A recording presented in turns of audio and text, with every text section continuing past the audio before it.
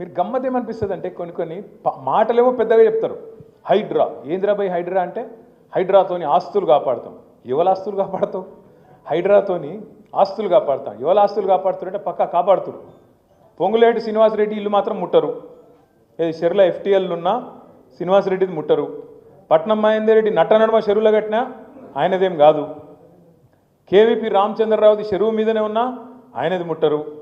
అట్లాగే రేవంత్ రెడ్డి వాళ్ళ అన్న తిరుపతి రెడ్డి గారిది ఎఫ్టీఎల్ లోపలున్నా దాన్ని ముట్టరు. ఇక మరి ఎవడు దొరికిండు తేరగా? అల్కగా దొరికిటాడు ఎవడు? గరీబుగాడు. కొట్టుర్రా అంటే కొట్టుర్రు, కొడతారు. మళ్ళీ మీ ఎమ్మెల్యే సాబ్ది కూడా ముడతలేరా? ఎమ్మెల్యే సాబ్ది కూడా ముడతలేరు, కొడతలేరు. కొట్టేతందుకు ముట్టేతందుకు ఎవడు అల్కగా దొరుకుతాడు? గరీబుగాడు. ఏడ దేవులాడాలి? దేవులాడురి. ఒక బస్తున్నది, ఇందులో గరీబుగాళ్ళు వచ్చి వాళ్ళు వేసుకున్నారు. ఉడిసారి కొట్టుర్రా అంటే కొట్టురు. ఏం చేయాలి మళ్ళీ? కింద మళ్ళీ ఎవరికో లాంచాలు, రకరకాల కథలు, కార్యక్రమాలు మీకు అన్నీ తెలుసు. నేనేమంటున్నా అంటే 24 గంటలు నెగిటివ్ పనులేనా? పాజిటివ్ పనులు చేసేదేం లేదా? 24 గంటలు ఏది గులగొట్టాలి, ఏది రద్దు చేయాలి. మనం ఇక్కడ షేర్లింగంపల్లి నియోజకవర్గంలో ఇక్కడ మైండ్ స్పేస్ అని మొత్తం ఐటీ ఏరియా అంతా ఉంటుంది. ఆన్చెల్లి సీదా శంషాబాద్ ఎయిర్పోర్ట్కు మరి ఎయిర్పోర్ట్ ఎక్స్ప్రెస్ అని పెట్టినాం. రేవంత్ రెడ్డి గారు రాగానే తీసుకున్న మొదటి నిర్ణయం ఎయిర్పోర్ట్ ఎక్స్ప్రెస్ రద్దు. మొత్తం మీరు ఆయన దగ్గర మీకెళ్ళే పోతుంది. నేను అడిగిన ఎందుకు అని. ఏం లేదు, అలా మీ భూములు ఉన్నాయట మధ్యలో, ఇది నాయట. ఉంటే ఎక్కడో చెప్పురా పోయి నేనే తిరుగుతున్నా, నాకే తెలియదు. ఉంటే నాకు చెప్పని నేను అడిగిన మెట్రోలో ఫోన్ చేసి అడిగిన ఏం పుట్టింది ఆయనకు. టెండర్ కూడా అయిపోయి కొబ్బరికాయ మేము సార్ వచ్చి శంకుస్థాపన చేసే 2 ఏళ్ళలో ఒడిచిపోతుంది. ఎందుకంటే నా ల్యాండ్ ఎక్విజిషన్ కూడా లేదు. సీదా మంచిగా ఆ రింగ్ రోడ్ వెంబడే అప్పుడు రాజశేఖర రెడ్డి గారి టైంలో దానిలో కారిడార్ పెట్టిర్రు మంచిగా.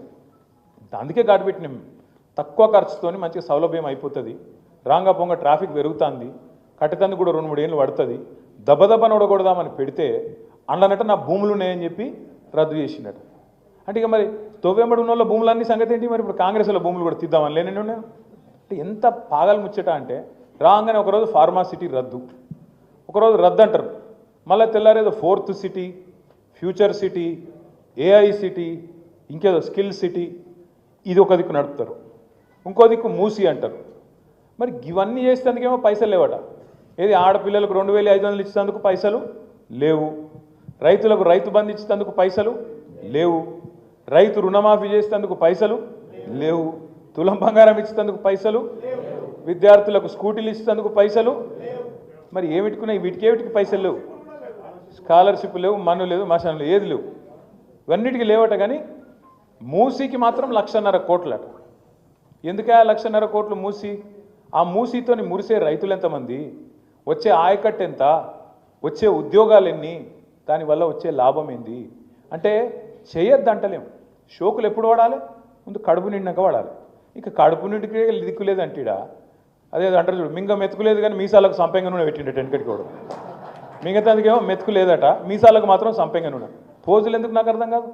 రైతుకు రైతు బంధు ఇవ్వవు, రుణమాఫీ చక్కగా చేయవు. మొన్న అక్క ఒక మంచి మాట చెప్పింది. నవాపేటకు పోయింది అక్క. రైతు ధర్నా చేస్తున్నారు. ఏమని? రుణమాఫీ చేయాలి, నువ్వు చేసింది చారానా, బయట చెప్తుంది బారానా, నీ ప్రకటనలకే ఎక్కువ ఖర్చు అవుతుంది, నీ ఫోటో చూడలేక వస్తున్నాం కాబట్టి అదేదో బంధు పెట్టు అని చెప్పి మొత్తం ధర్నా మొత్తం చేసి రుణమాఫీ పూర్తి చేయి అని చెప్పి ధర్నా చేస్తే ఒక రైతు, సామాన్య రైతు సబితమ్మతో ఏమంటాడు తెలుసా? చేస్తారమ్మా రుణమాఫీ, ఇది ఫిబ్రవరి నెలలో అవుతుంది ధర్నా. అయితే చేస్తారమ్మా రుణమాఫీ, పక్కా చేస్తాడమ్మా రేవంత్ రెడ్డి అన్నాడట. ఎప్పుడు చేస్తాడే అన్నదట. ఏముందమ్మా ఫిబ్రవరి 31 ఉంది కదా, అందులో చేస్తాడు, లోపల అయిపోతుంది.